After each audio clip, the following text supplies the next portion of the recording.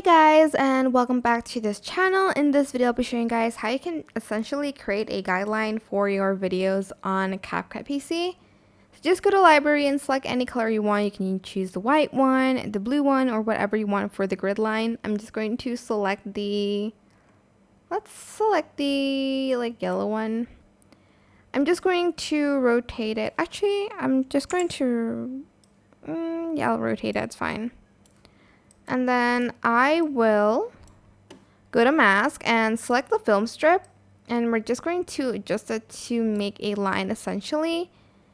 And if you want to just copy and paste it, and you're going to just want to rotate it so you'll have like two of these lines. If it's too thick, just go back in and adjust it, but you can just copy and paste and then create a grid like so.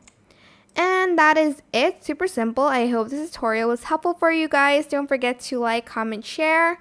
Also subscribe to this channel if you haven't done that already. If you have any more questions, just leave it in the comment section down below, and I will try my best to answer them all for you guys. And if you found this video helpful, please click the thanks button above the description box down below. Thank you so much for watching. Bye!